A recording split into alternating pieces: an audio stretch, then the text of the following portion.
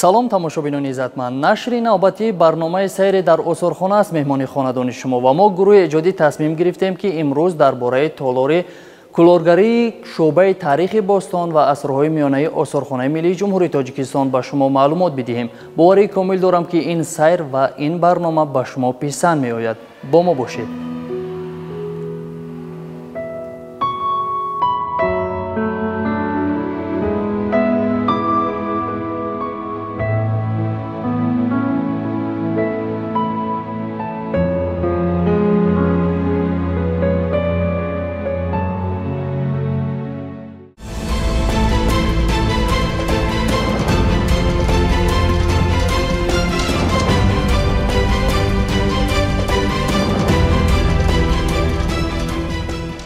муассисаи давлатии осорхонаи миллӣ яке аз иншоотҳои бузурги даврони соҳиби истиқлолӣ ба ҳисоб рафта, ҳамарӯза ба ҳифз, нигаҳдорӣ ва муаррифии фарҳанги пурғановат осори беназири ниёгони тоҷик машғул мебошад, ки дар муассисаи давлатии осорхонаи миллӣ зиёда аз 22 толори намоишӣ фаъолият мекунад, ки ҳамарӯза тамошобинонро бо осор, таърих, фарҳанг ва тамаддуни бузурги ниёгони тоҷик шинос менамояд. ва бояд гуфт, ки яке аз толорҳои ҷадид, яке аз толорҳои бузурги осорхонаи миллӣ дар шӯъбаи таърихи бостон ва асрҳои миёна бахшида шудааст ба ҳунари кулолгарӣ. ҳунари кулолгарӣ яке аз ҳунарҳои қадимаи миллати тоҷик ба ҳисоб рафта, бояд гуфт, ки даврони пайдоиши ин ҳунар рост меояд ба давраи асри санг, ба давраи неолит. толори мазкур аз қисматҳои гуногун иборат мебошад, ки дар ин толор намунаҳои зарфҳои сафоле, ки барои захира кардани ягон маводи рӯзғор пешбинӣ карда шудааст, ба тамошо ва ҳифз карда мешавад. ва дар қисмати чап айни замон ки мо нишон дода шудем, дар ин қисмат намунаҳои зарфҳои сафолӣ сараввал аз даврони аҳди биринҷ, ки ҳазораи 4 ва 2 то мелодро дар бар мегирад, ба намоиш гузошта шуданд. ва бояд гуфт, ки дар даврони аҳди биринҷ барои омода намудани зарфҳои сафолӣ бештар аз гили рангаш ширтоб ва сафед истифода мебурданд. ва ягона ёдгорие дар қисмати Тоҷикистон, ки дар он ҷо зарфҳои сафолӣ омода карда шуда аз гили сиёҳ бозёфт карда шудааст. албатта ин ёдгории аҳди биринҷ бо номи дашти қозӣ мебошад, ки зарфҳои сафолии сиёҳ, ки бо илова кардани хокистар ба гил ба даст меояд, рӯи кор омадааст ва бозёфт карда шудаанд. дар гӯшаи мазкур зарфҳои сафолӣ аз давраҳои гуногун ба тамошо гузошта шуданд, ки албатта оғози онҳо хос ба давраи аҳди биринҷ, баъдан ба давраи ҳахоманишинҳо, юнону бохтар ва баъдан ба давраи кушонуни дигар рост меояд. бояд гуфт, ки бо мурури замон ин навъи ҳунар рушду нумӯ карда, баъдан намунаҳои гуногуни зарф, ки шаклҳои зооморфиро доранд, пайдо мешаванд, ки масалан дар ин қисмати толор, дар ин қисмати гӯшаи намоишӣ зарфҳои сафолии зооморфӣ, яъне ки бо тасвири ягон махлуқот ё ҳайвон, ки ба даврони ҳукмронии давлатдори юнону бохтар рост меояд, ба тамошо гузошта шуданд. зарфҳои зооморфӣ албатта шумораи онҳо на чандон зиёд мебошад, ба ҳар ҳол онҳо ба назар мерасанд. аввалин шаклҳои бозёфтҳои таърихӣ дар шакли зооморфӣ албатта ба сикаҳо, ба дигар намунаҳои ашёҳои таърихӣ рост меоянд, ки дар даврони пеш, хусусан дар қисмати юнони имрӯза, албатта зарфҳои ва сикаҳои намунаҳои гуногуни ашёи рӯзғор зарф зада мешаванд, ки дар онҳо махлуқот ва онҳо эзидҳои худ, он ҷонвароне, ки ҳамчун муҳофиз бар давлати худ медонистанд, зарф зада мешаванд. инчунин зарфҳои сафолии зооморфӣ низ албатта беаҳамият намонданд. дар онҳо низ намунаҳои гуногуни ҳайвонот, хусусан дар ин қисмат намунаи зарфи сафолии обгир дида мешавад, ки дар он симо ё ки чеҳраи асп дида мешавад.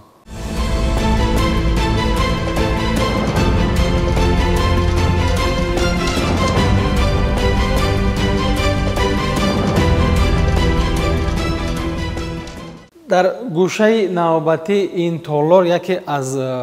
нигораҳои ҷолиб, ки амсилаи хумдони сафолпазӣ ба ҳисоб меравад, ба тамошо гузошта шудааст. ва бояд гуфт, ки як самти фаъолияти осорхонашиносӣ ва илми осорхонавӣ, албатта ин ҳунари амсиласозӣ низ ба ҳисоб меравад. дар ин гӯша амсилаи хумдони сафолпазӣ, ки мансуб ба асрҳои 7 ва 6 то мелод, яъне ки ба давраи бузурги империяи аввалини ҷаҳон, ба империяи ҳахоманишинон мебошад, ба маррази тамошо гузошта шудааст. ва ин амсила, ин бозёфти ҷолиб соли 1993 аз ҷониби бостоншиносони маъруфи тоҷик Павел Самойлек ва Музаффар Азизов аз ҳудуди имрӯзаи мақбараи Мир Саиди Алии Ҳамадонӣ аз шаҳри Кӯлоб бозёфт карда мешавад ва бояд гуфт ки хумдони сафолпазии бозёфтшуда дуқабата буда, яъне ки қисмати поён барои гузоштани оташ ва қисмати болоӣ бошад барои пухтану, яъне ки ба мавриди истифода додани зарфҳои сафолӣ мебошанд ки яку якбора дар ин хумдони сафолпазӣ метавон то 100 адад зарфи сафолиро пухт ва дар байни қабатҳои ин зарф, яъне ки ин хумдони сафолпазӣ сурохиҳои хосе вуҷуд доранд ки онҳо барои интиқол додани ҳарорат аз қисмати поён ба боло, яъне ки пешбинӣ карда шуданд ва шумораи ин сурохиҳо ба 9 адад баробар мебошад ки инчунин оиди ин хумдони сафолпазӣ бояд маълумот дод ки баландии хумдони сафолпазӣ 2,3 метрро ташкил дода, қутри ё ки диаметри он ба 2 метр баробар мебошад. бояд зикр намуд ки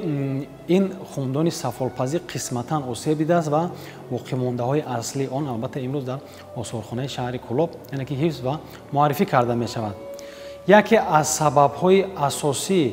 яке аз омилҳои асосии 2700 сола эълон гаштани шаҳри Кӯлоб маҳз дар бозёфти ан ҳамин хумдони сафолпазии даврони ҳахоманишинҳо мебошад. дар ин гӯшаи толор, яъне ки ҳамчун экспонат, яъне ҳамчун як нигораи ёридиҳандаи осорхона акси аслии бозёф гузошта шудааст ва дар ин қисмат бошад шумо амсилаи худи ин бозёфро мебинед.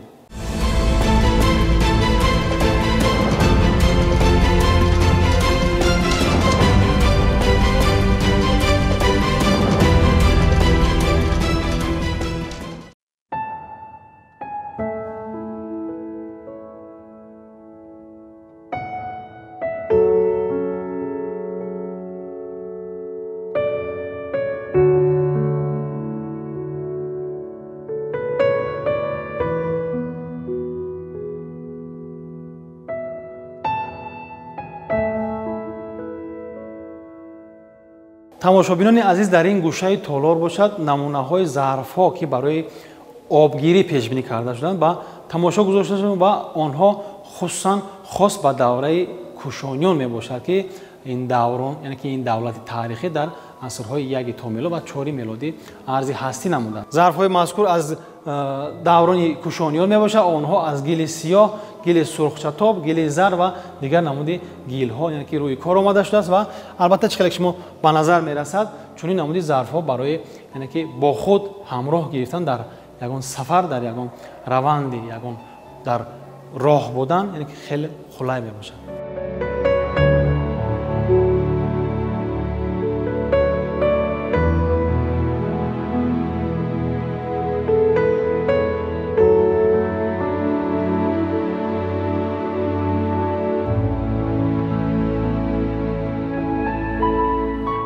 дар ин қисмати толор зарфҳои даврони кушонӣ чӣ қадar ки мо қайд намудем ба мараз тамошо гузошта шуданд ва бояд тазаккур дод ки зарфҳои замони кушонёнро бо дигар зарфҳои давраҳои гуногуни таърихӣ муқоиса кардан хеле душвор мебошанд, зеро ки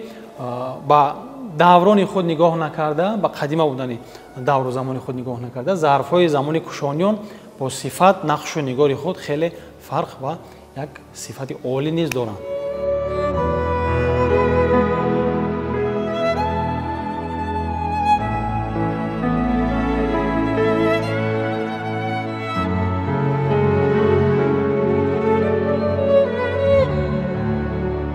тамошобинони гиромӣ, зарфҳое ки дар қисмати поёни толор, яъне ки экспозитсия ба намоиш гузошта шуданд, онҳо аз ёдгории таърихии саёдқалъаи ноҳияи Абдураҳмони Ҷомӣ, яъне ки бозёфт карда шуданд ва онҳо низ як аҳамияти хос дар самти ҳунари кулолгарӣ низ доранд. албатта бояд қайд намуд ки ҳунари кулолгарӣ ва ҳунари пухтани зарфҳои сафолӣ, яъне ки рушду нумӯи худро ба даврони Сомониён мегирад ва бояд гуфт ки даврони Сомониён дар баробари рушд кардани ҳунари кулолгарӣ ин давроне мебошад ки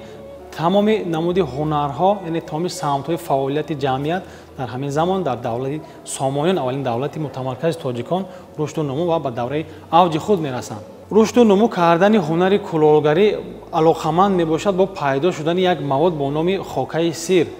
ки албатта ниёгони тоҷик ҳунармандони ин соҳа ҳамон хокаи сирро ба рӯи ҳамон зарфи сафолӣ мемолидану онро аз нав мепазонидан, баъдан чунин намуди зарфҳои сафолиро дарёфт мекарданд.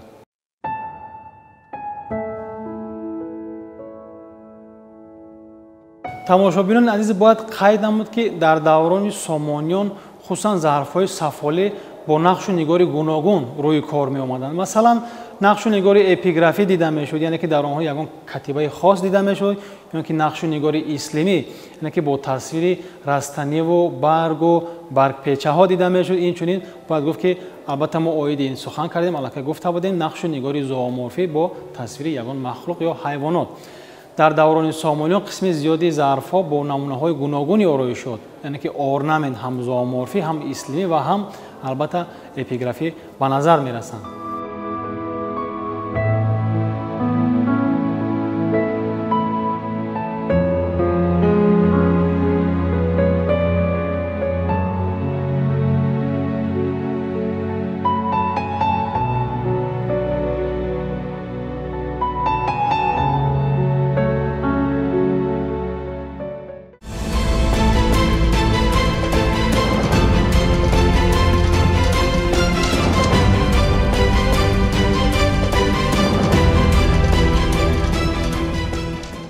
дар қисмати марказии толор намунаҳо, яъне ки намунаҳои аслии зарфҳои сафолии азимҷуссае ба назар мерасанд, ки албатта ҳадафи асосии чунин намуди зарфҳои сафолӣ, яъне дар он мебошад ки дар чунин намуди зарфҳои сафолӣ нигаҳ медоштанд хусусан ғаллаву ғалладонаҳо, ки барои ҳамчун нигаҳдорӣ пешбинӣ карда шуда буданд ва муддатҳои тӯлонӣ дар он намунаҳои гуногун, инчунин моеъ, намунаҳои гуногуни ғаллаву ғалладона, хӯроку хӯроквориро дар он нигаҳ медоштанд, ки чунин намуди зарфҳо хос мебошанд ба даврони ҳукумат, яъне ки давлатдории кушониён.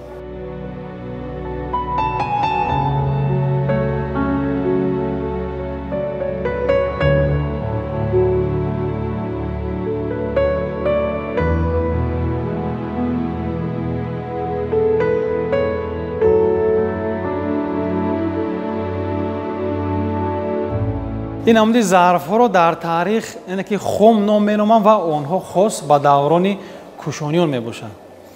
тамошобинони азиз, дар ин қисмати толор бошад дар марказҷой, яъне ки як зарфи қисмати поёнаш тезбум дида мешаванд, ки ин зарфи мазкур бошад хос ба даврони ҳукмронии империяи ҳахоманишинҳо мебошад, ки дар тамоми ҷаҳон ҳамчун як империяи аввалини ҷаҳонӣ эътироф карда шуданд ва дар чунин намуди зарфҳо хусусан бештар моеъ, хӯрок, ғизо ва об гирифта мешуд, ки барои он пешбинӣ карда шуданд, ки қисмати поёни он дохили хок, дохили замин карда мешуд ва ин имконият фароҳам меовард, ки муддати тӯлонӣ анамон ғизо, об чизе ки бошад, яъне ки бо анамон ҳарорати сардӣ нигаҳ дошта шавад.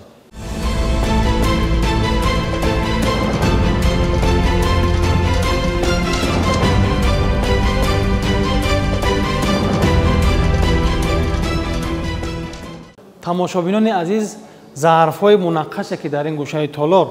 шумо мебинед, онҳо хос ба даврони наздиктарин ба асрҳои 19 ва 20 мебошанд, ки бояд қайд намуд, ки чунин намуди зарфҳо дар шаҳрҳои гуногуни минтақаи имрӯзаи Тоҷикистон аз қабили Истаравшан, Исфара, Хуҷанд, Кӯлоб, Балҷон ва ғайра рӯи кор меомаданду ва ин албатта ҳамон офаридаҳои ҳунармандони муосири тоҷик ба ҳисоб меравад. ин ҳам нишондиҳандаи, яъне ки рушду нумӯ кардани ҳунари кулолгарӣ аз даврони асри санг, даврони аҳди бириш то ба имрӯз мебошад.